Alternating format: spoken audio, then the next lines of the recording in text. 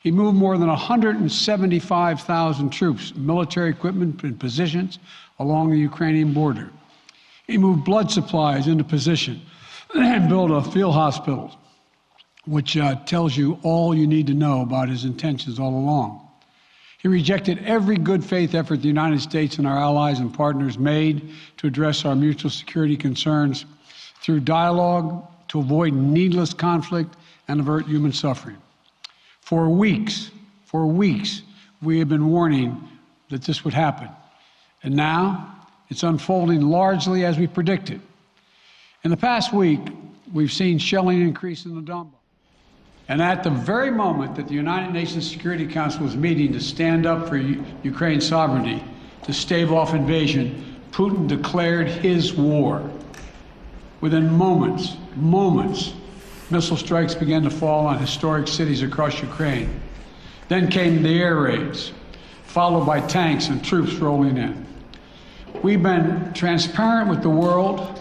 We've shared declassified evidence about Russia's plans and cyber attacks and false pretexts so that there could be no confusion or cover-up about what Putin was doing. Putin is the aggressor. Putin chose this war, and now he and his country will bear the consequences. Today, I'm authorizing additional strong sanctions and new limitations on what can be exported to Russia. This is going to impose severe cost on the Russian economy, both immediately and over time. We have purposely designed these sanctions to maximize the long-term impact on Russia and to minimize the impact on the United States and our allies. I want to be clear, the United States is not doing this alone. For months, we've been building a coalition of partners representing well more than half the global economy. 27 members of the European Union, including France, Germany, Italy, as well as the United Kingdom, Canada, Japan, Australia, New Zealand, and many others, to amplify the joint impact of our response. I just spoke with the G7 leaders this morning, and we're in full and total agreement. We will limit Russia's ability to do business in dollars, euros, pounds, and yen to be part of the global economy. We'll limit their ability to do that. We're going to stunt the ability to finance and grow the Russian military. We're going to impose major, and we're going to impair their ability to compete in high-tech 21st century economy. We've already seen the impact of our actions on Russia's currency and the ruble, which early today hit its weakest level ever in history. The Russian stock market plunged today. The Russian government's borrowing rate spiked by over 15%. With today's actions, we've now sanctioned Russian banks that together hold around $1 trillion in assets. We've cut off Russia's largest bank, a bank that holds more than 1/3 of Russia's banking assets by itself, cut it off from the U.S. financial system. And today, we're also blocking 4 more major banks. That means every asset they have in America will be frozen. This includes VTB, the second largest bank in Russia, which has $250 billion in assets. As promised, we're also adding the names to the list of Russian elites and their family members that we're sanctioning as well. As I said on Tuesday, these are people who personally gain from the Kremlin's policies, and they should share in the pain. We will keep up this drumbeat of those designations against corrupt billionaires in the days ahead. On Tuesday, we stopped the Russian government from raising money from U.S. or European investors. Now we're going to apply the same restrictions to Russia's largest state-owned enterprises, companies with assets that exceed $1.4 trillion. Some of the most powerful impacts of our actions will come over time as we squeeze Russia's access to finances and technology for strategic sectors of its economy and degrade its industrial capacity for years to come. Between our actions and those of our allies and partners, we estimate that we'll cut off more than half of Russia's high-tech imports. It'll strike a blow to their ability to continue to modernize their military. It'll degrade their aerospace industry, including their space program. It'll hurt their ability to build ships, reducing their ability to compete economically. and it will be a major hit to Putin's long-term strategic ambitions. And we're preparing to do more. In addition to the economic penalties we're imposing, we're also taking steps to defend our NATO allies, particularly in the East. NATO will convene a summit. We'll be there to bring together the leaders of 30 allied nations and close partners to affirm our solidarity and to map out the next steps we will take to further strengthen all aspects of our NATO alliance. Although we provided over $650 million in defensive assistance to Ukraine just this last year, let me say it again. Our forces are not and will not be engaged in the conflict with Russia in Ukraine. Our forces are not going to Europe to fight in Ukraine, but to defend our NATO allies and reassure those allies in the East. As I made crystal clear, the United States will defend every inch of NATO territory with the full force of American power. And the good news is, NATO is more united and more determined than ever. There is no doubt that the United States and every NATO ally will meet our Article 5 commitments, which says that an attack on one is an attack on all. Over the past few weeks, I ordered thousands of additional forces to Germany and Poland as part of our commitment to NATO. On Tuesday, in response to Russia's aggressive action, including its troop presence in Belarus and the Black Sea, I've authorized the deployment of ground and air forces already stationed in Europe to NATO's eastern flank allies, Estonia, Latvia, Lithuania, Poland, and Romania. Our allies have also been stepping up, adding the other allies, the rest of NATO, adding their own forces and capabilities to ensure collective defense. And today, within hours of Russia's unleashing its assault, NATO came together and authorized and activated an activation of response plans. This will enable NATO's high readiness forces to deploy and when and where they are needed to protect our NATO allies on the eastern boundaries of Europe. And now I'm authorizing additional U.S. force capabilities to deploy to Germany as part of NATO's response, including some of the U.S.-based forces that the Department of Defense placed on standby weeks ago. I've also spoken with Defense Secretary Austin and Chairman of Joint Chiefs General Milley about preparations for additional moves should they become necessary to protect our NATO allies and support the greatest military alliance in the history of the world, NATO. As we respond, my administration is using the tools, every tool at its disposal, to protect American families and businesses from rising prices at the gas pump. You know, we're taking active steps to bring down the cost, and American oil and gas companies should not exploit this moment to hike their prices to raise profits. You know, in our sanctions package, we specifically designed to allow energy payments to continue. We are closely monitoring energy supplies for any disruption. We've been coordinating with major oil producing and consuming countries toward our common interest to secure global energy supplies. We are actively working with countries around the world to elevate collective release from the strategic petroleum reserves of major energy consuming countries. And the United States will release additional barrels of oil as conditions warrant. I know this is hard and that Americans are already hurting. I will do everything in my power to limit the pain the American people are feeling at the gas pump. This is critical to me. But this aggression cannot go unanswered. If it did, the consequences for America would be much worse. America stands up to bullies. We stand up for freedom.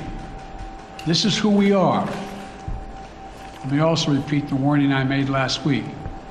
If Russia pursues cyber attacks against our companies, our critical infrastructure, we are prepared to respond. For months, we've been working closely with the private sector to harden our cyber defenses, sharpen our ability to respond to Russian cyber attacks as well. I spoke last night to President Zelensky of Ukraine, and I assured him that the United States, together with our allies and partners in Europe, will support the Ukrainian people as they defend their country. We'll provide humanitarian relief to ease their suffering. And in the early days of this conflict, Russia propaganda outlets will keep trying to hide the truth and claim success for its military operation against a made-up threat. But history has shown, time and again, how swift gains in territory eventually give way to grinding occupations, acts of mass civil disobedience, and strategic dead ends. The next few weeks and months will be hard on the people of Ukraine. Putin has unleashed a great pain on them. But the Ukrainian people have known 30 years of independence. They have repeatedly shown that they will not tolerate anyone who tries to take their country backwards. This is a dangerous moment for all of Europe, for the freedom around the world. Putin has committed an assault on the very principles that uphold the global peace. But now, the entire world sees clearly what Putin and his Kremlin allies are really all about. This was never about a genuine security concerns on their part. It was always about naked aggression, about Putin's desire for empire by any means necessary, by bullying Russia's neighbors through coercion and corruption, by changing borders by force, and ultimately by choosing a war without a cause. Putin's actions betray his sinister vision for the future of our world, one where nations take what they want by force. But it is a vision that the United States and freedom-loving nations everywhere will oppose with every tool of our considerable power. The United States and our allies and partners will emerge from this stronger, more united, more determined, and more purposeful. Putin's aggression against Ukraine will end up costing Russia dearly, economically and strategically. We will make sure of that. Putin will be a pariah on the international stage. Any nation that countenances Russia's naked aggression against Ukraine will be stained by association. When the history of this era is written, Putin's choice to make a totally unjustifiable war on Ukraine will have left Russia weaker and the rest of the world stronger. Liberty, democracy, human dignity, these are the forces far more powerful than fear and oppression. They cannot be extinguished by tyrants like Putin and his armies. They cannot be erased by from people's hearts and hopes by any amount of violence and intimidation. They endure. In the contest between democracy and autocracy, between sovereignty and subjugation, make no mistake, freedom will prevail. God bless the people of a free and democratic Ukraine. May God protect our troops. Associated Press, Zeke. So do you have any plans to speak with President Putin at this point? And what interactions have you had with the Russian government? I heard the first part. Do I have any plans to speak with Putin at this point, and what? What communications have you had with the Kremlin as far as military operations in Ukraine and making sure this does not spiral into a larger conflict? Well, it's a large conflict already. The way we're going to ensure it's not going to aspire to a larger conflict is by providing all the forces needed in the Eastern European nations that are members of NATO. NATO is more united than it's ever been, and I have no plans to talk with Putin. Mr. President. Wall Street Journal, Tarina. Mr. President, you didn't mention SWIFT in your sanctions that you announced. Is there a reason why the U.S. Isn't doing that? Is there a disagreement among allies regarding SWIFT and whether Russia should be allowed to be a part of it? The sanctions that we proposed on all their banks have of equal consequence, maybe more consequence than SWIFT, number one. Number two, it is always an option, but right now that's not the position that the rest of Europe wishes to take. Cecilia Vega, ABC.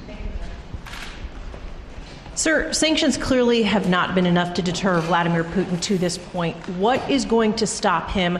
How and when does this end? And do you see him trying to go beyond Ukraine? And a second question I'll just give to you now. This statement that he gave last night, the threat that he gave, the West will face consequences greater than any you have faced in history. Is he threatening a nuclear strike?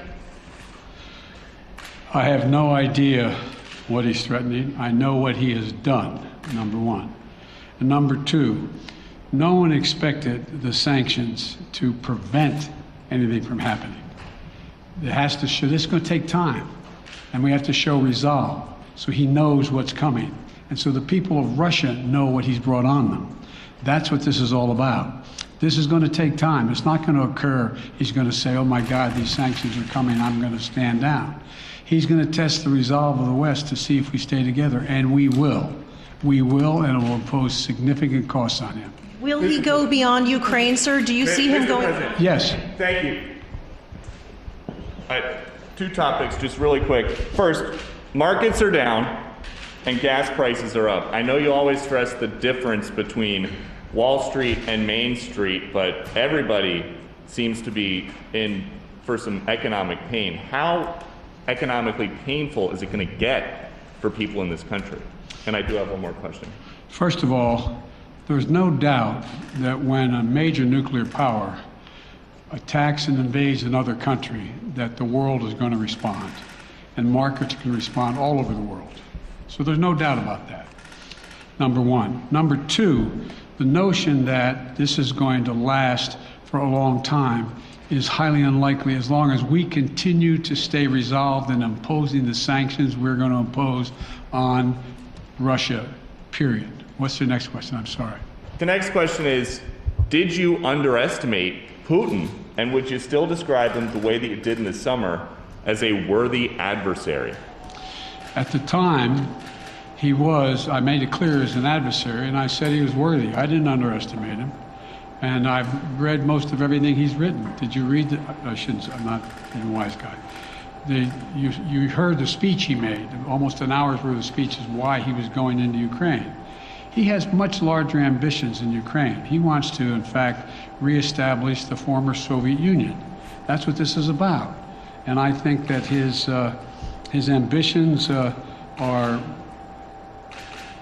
completely contrary to the place where the rest of the world has arrived. And with that, with his ambitions, you're confident that these devastating sanctions are going to be as devastating as Russian missiles and bullets and tanks? Yes, Russian bullets, missiles, and tanks in Ukraine. Yes, I am. Mr. President Biden, if sanctions cannot stop President Putin, what penalty can? I didn't say sanctions couldn't stop him. But you've been talking about the threat of these sanctions for several weeks now. Yes, but the threat of the sanctions and imposing the sanctions and seeing the effect of the sanctions are two different things. They're two different things. And we're now he's going to begin to see the effect of the sanctions.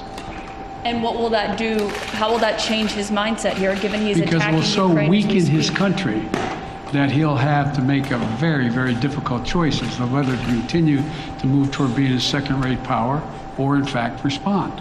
You said in recent weeks that big nations cannot bluff when it comes to something like this. You recently said that the idea of personally sanctioning President Putin was on the table. Is that a step that you're prepared to take? And if It's not a not, bluff, it's on the table. sanctioning President Putin? Yes. Why not sanction him today, sir? Mr. President?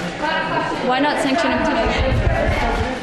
Mr. President, if I can, you detailed some severe and swift new sanctions today and said the impact it will have over time. But given the full-scale invasion, given that you're not pursuing disconnecting Russia from what's called SWIFT, the international banking system, or other sanctions at your disposal, respectfully, sir, what more are you waiting for?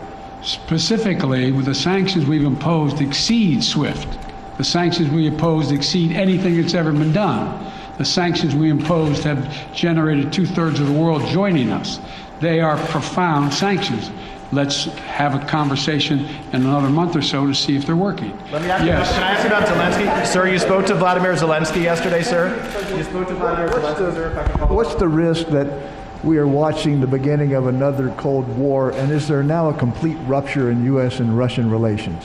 There is a complete rupture right now in U.S.-Russian relations if they continue on this path that they're on. And in terms of a Cold War, that depends. You have the vast majority of the rest of the world in total opposition to what he's doing, from Asia to South America to Europe to around the world.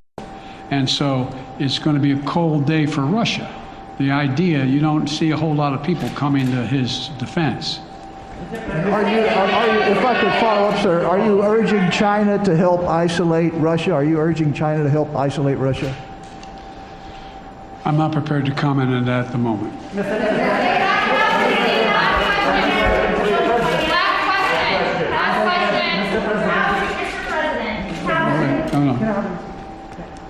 Yeah. No. He's had his hand up a long time. Thank you, Mr. President. How concerned are you that Putin wants to go beyond Ukraine into other countries, and the U.S. will have to get involved if he moves into NATO countries? Well, if he did move into NATO countries, he will be involved. We will be involved. The only thing that I'm convinced of is if we don't stop now, he'll be emboldened. If we don't move against him now with these significant sanctions, he will be emboldened. Look, well, anyway. Can you talk anything more about your conversation? Mr. President.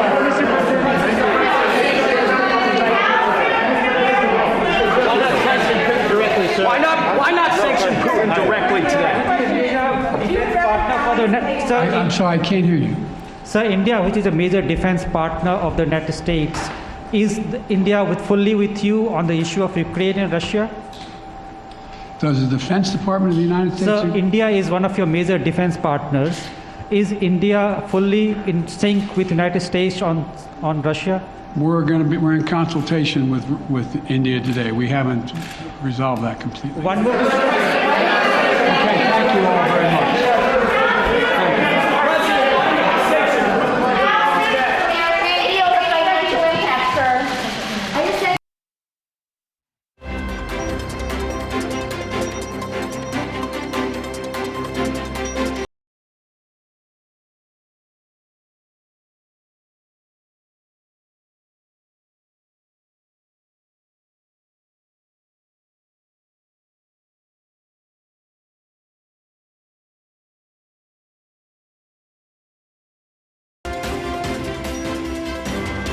दुनिया के लिए इस वक्त की सबसे बड़ी खबर, America इस जंग का हिस्सा नहीं होगा। साफ साफ अमेरिका ने कह दिया कि यूक्रेन के साथ वो इस जंग के मैदान में नैतिक तौर पर तो खड़ा है, लेकिन जमीन पर वो रूस से लड़ाई नहीं करेगा।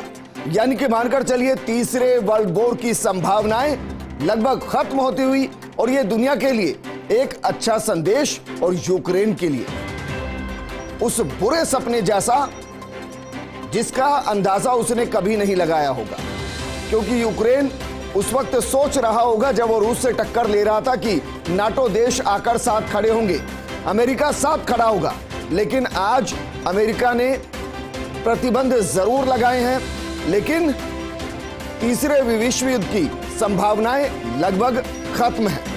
अमेरिकी राष्ट्रपति जो बाइडेन का संबोधन, और इस संबोधन में यूक्रेन संकट पर उन्होंने पूरे तरीके से न सिर्फ नाटो देशों के विजन को क्लियर किया, बल्कि अमेरिका अब इस जंग में कहां खड़ा है या कहें कि पूर्ण रूप से तटस्थ है, यह भी साफ कर दिया।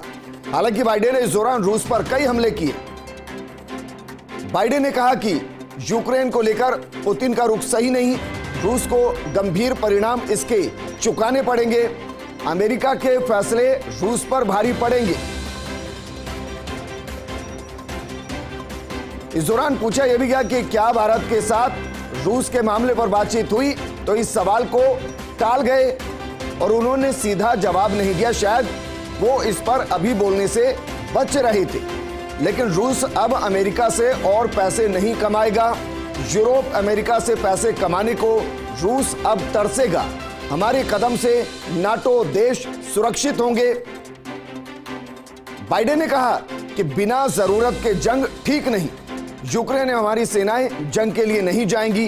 बहुत साफ और स्पष्ट संदेश में रूस ने यह बता दिया कि वो यूक्रेन के खिलाफ जंग में कहां खड़ा है, और जिस नाटो के साथ यूक्रेन जाना चाहता था, वो नाटो यूक्रेन के साथ कहां खड़ा है। जिस अमेरिका के भरोसे यूक्रेन ने रूस के साथ इस जंग को शुरू किया, वो अमेरिका इस पूरी जंग में तटस्थ है, और वो ये कह रहा है कि वो पाबंदियां लगा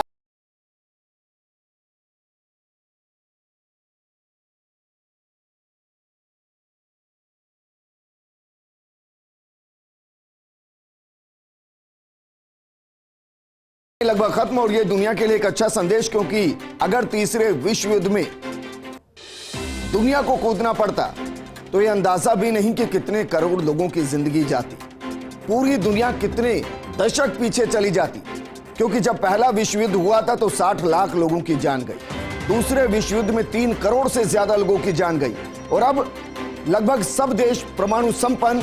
ऐसे में अगर थर्ड वर्ल्ड वॉर होता तो मानकर चलिए कि एक बड़ा हिस्सा इसकी जद में होता। रूस पर कई तरीके के हमले बाइडेन ने जरूर किए। यूक्रेन को लेकर पुतिन ने जिस तरीके से आक्रामक रवैया अपनाया, उसको लेकर कहा कि रूस को गंभीर परिणाम चुकाने होंगे। अमेरिका के फैसले रूस पर भारी पड़ेंगे। G7 के नेताओं से भी बात की गई है, यह भी बाइडेन ने कहा। और रूस पर सबसे बड़ी आर्थिक चोट की जाएगी। रूस के सबसे बड़े 4 बैंकों पर प्रतिबंध लगा रहे हैं। पुतिन के खासम खास लोगों पर भी प्रतिबंध लगा रहे हैं। रूस अब अमेरिका से और पैसे नहीं कमा पाएगा। यूरोप अमेरिका से पैसे कमाने को तरसेगा रूस, और हमारे कदम से नाटो देश सुरक्षित होंगे। हालांकि यूक्रेन की तरफ से इस जंग पर जो ताजा बयान आया, यूक्रेन ने कहा कि आज मेरे साथ हो रहा है, कल ये पश्चिम के अन्य देशों के साथ होगा। यानी कि उन्होंने कहा कि आज नाटो तटस्थ होकर यह देख रहा है कि यूक्रेन पर किस तरीके से रूस ने हमला किया है। रूस यहां नहीं रुकेगा, वो अन्य देशों पर भी हमला करेगा। इतिहास गवाह है, जिसने कब्जा किया वो बाद में पीछे हटा है, ये बाइडेन ने कहा है। हालांकि ये भविष्य की बात, क्योंकि यूक्रेन को लेकर जिस तरीके की पॉलिसी रूस अपना रहा है, वो 1917 से ही नहीं चाहता कि यूक्रेन उससे अलग हो। 2014 के बाद एक नई रूस की रणनीति सामने आई जो यूक्रेन के खिलाफ, क्योंकि यूक्रेन की रणनीति रूस से इतर पश्चिमी देशों की तरफ थी। और इसीलिए जब नाटो का सदस्य बनने के लिए यूक्रेन आगे बढ़ा तो रूस ने इस जंग के जरिए बता दिया कि आप 2 कदम अगर नाटो की तरफ बढ़ाएंगे तो 10 कदम रूस की सेना यूक्रेन के अंदर आएगी। और आज यूक्रेन की जो स्थिति, उसमें काफी हद तक कहा जा सकता है कि नाटो देशों का वो समर्थन इसके लिए जिम्मेदार जो बार बार कह रहा था कि वो यूक्रेन के साथ खड़ा है।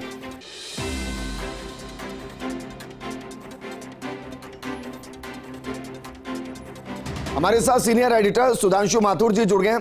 सुधांशु माथुर जी, राहत की खबर यह कि थर्ड वर्ल्ड वॉर पूरे तरीके से टलता हुआ, लेकिन यूक्रेन के नजरिए से खबर यह कि जिनसे उम्मीद लगाकर बैठा था, आज वो उम्मीदें धराशाही हो गई। विजेंद्र बिल्कुल सही कह रहे हैं। अभी जो बाइडेन का पूरी दुनिया ने जो उनको उद्बोधन सुना, उसके बाद सबसे ज्यादा सकते में जो है, मुझे लगता है कि यूक्रेन ही रहेगा। कि जिस यूक्रेन ने अमेरिका और नाटो देशों के दम के ऊपर रशिया को ललकारा और उससे युद्ध करने जो है के लिए तैयार हो गया, और उसका लगातार ये था कि वो किसी भी सूरत में झुकेगा नहीं। क्यों? क्योंकि उसको ये उम्मीद थी कि जो दुनिया की महाशक्ति है अमेरिका और नाटो देश और यूरोपियन जो देश है वो उसकी मदद करेंगे।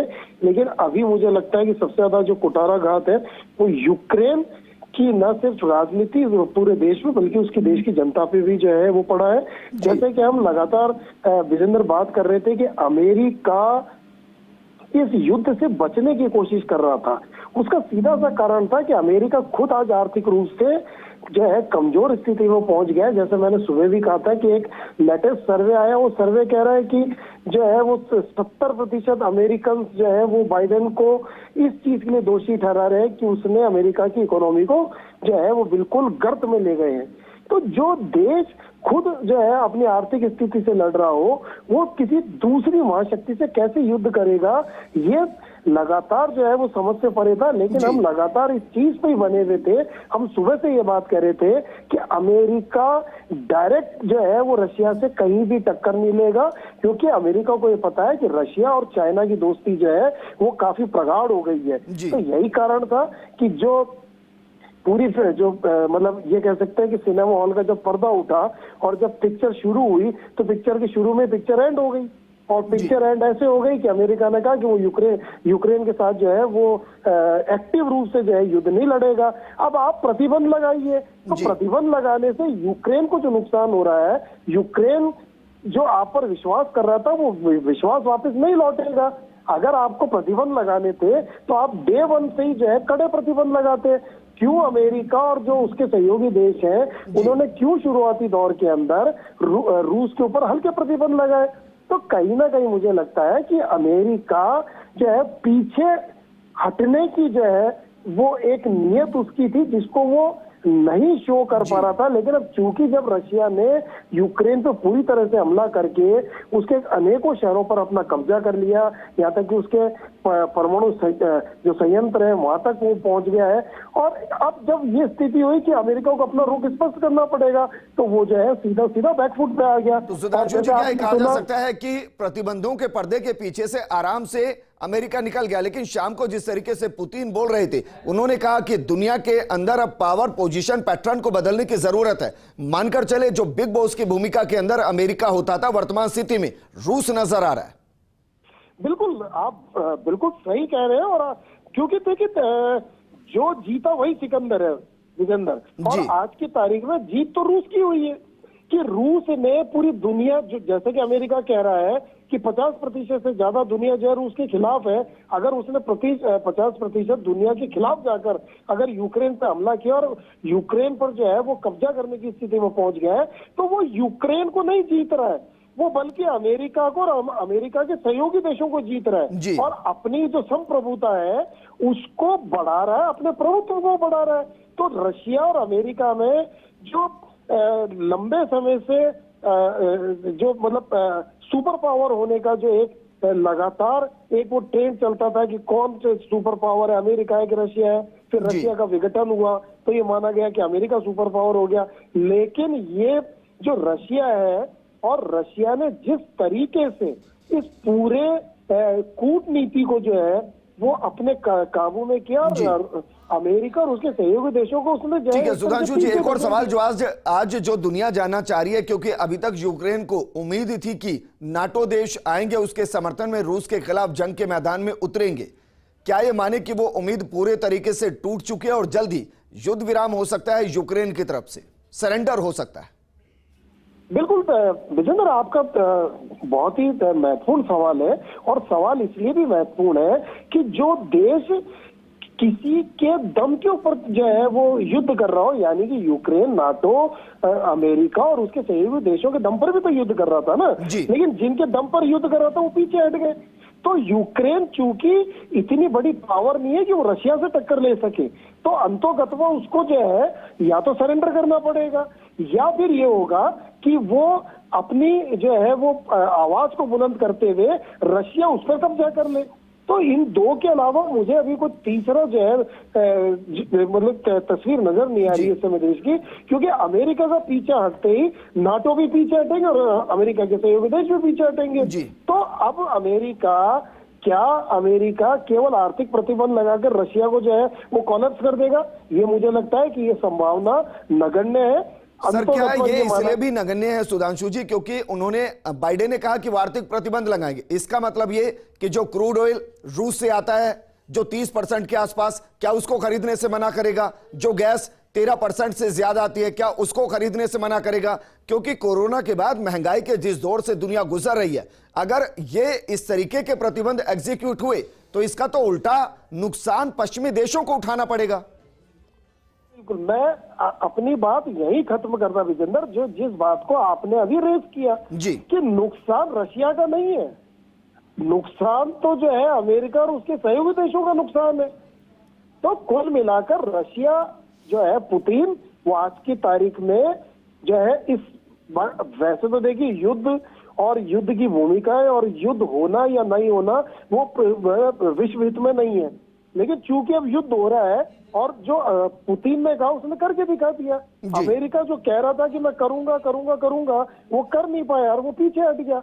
तो आज की तारीख में रशिया और पुतिन जो है इस समय सुपर पावर कहे जा सकते हैं। हाँ, रही बात यूक्रेन की, तो पूरी दुनिया चाहती है कि रशिया उसके ऊपर जो है कोई एक महत्वपूर्ण फैसला ले। क्यों? क्योंकि इस दुनिया का हर व्यक्ति जो है वो महत्वपूर्ण है, चाहे वो किसी भी देश का हो, किसी भी संप्रदाय का हो। तो रशिया को यूक्रेन की जनता का भी जो है वो सम्मान करना होगा, उसकी भी जो है वो सुरक्षा की चिंता करनी होगी।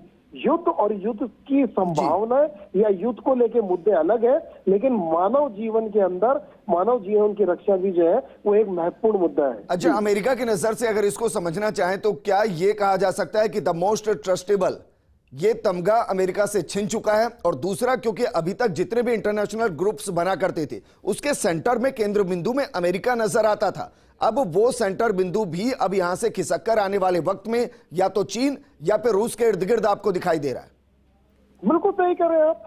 अमेरिका से दुनिया के जो उसके सहयोगी देश थे उनका विश्वास मुझे लगता है डगमगाएगा।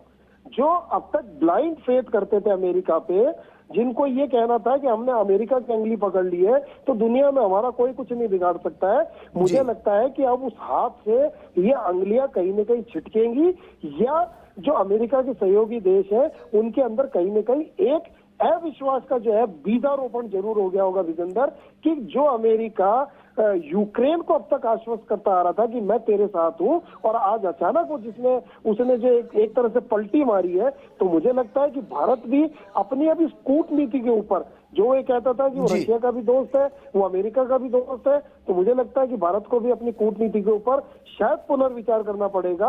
हो सकता है कि इस देश की जो हमारी सरकार है वो इस पूरे मामले पर पैनी निगाह रखे हुए है, तो कहीं ना कहीं उनके मन में भी जो है वो इस बात की जो है एक वो भावना जरूर आई होगी कि यूक्रेन का जिस तरह से अमेरिका ने साथ छोड़ा, तो क्या भविष्य में अमेरिका के साथ चलना जो है वो संभव होगा। जी ठीक है सर, आप हमारे साथ बने रहिए, क्योंकि भारत को लेकर जब सवाल उनसे पूछा गया कि भारत ने क्या आपसे बातचीत किया, अमेरिका ने भारत से बातचीत की, भारत ने रूस को लेकर क्या कुछ स्टैंड क्लियर किया है, तो उस पर बाइडेन जवाब देने से हिचकते हुए नजर आए। उन्होंने कहा कि इस बारे में बात अभी नहीं की गई है। अब ये समझ नहीं आया कि वो ये कह रहे हैं कि इस बारे में बात नहीं करनी है, या फिर उन्होंने बात नहीं की, या फिर बात हुई और वो उसको साझा नहीं करना चाहते, क्योंकि भारत के रिश्ते अमेरिका के साथ जिस तरीके के हैं बीते कुछ सालों में, ये सच है कि वो रिश्ते रूस के साथ ज्यादा मजबूत हुए हैं। ऐसे में अमेरिका शायद ये भी सोच रहा होगा बयान देने से पहले भारत के बारे में कि अगर उसके बयान से आर्थिक तौर पर नुकसान हुआ तो भारत जो कभी अमेरिका पर निर्भर हुआ करता था, आज सच्चाई है कि अमेरिका भारत पर निर्भर है कई मुद्दों को लेकर, और उस तरीके से वो क्राइसिस अपने साथ नहीं चाहता होगा। सुधांशु जी, इसी पर मैं फाइनल कमेंट आपसे चाहूंगा। शुक्रिया हमारे साथ जुड़ने के लिए। रूस ने जो किया वो सही नहीं किया, लेकिन सवाल यह है कि जो नाटो देशों ने यूक्रेन के साथ किया, क्या वो सही किया?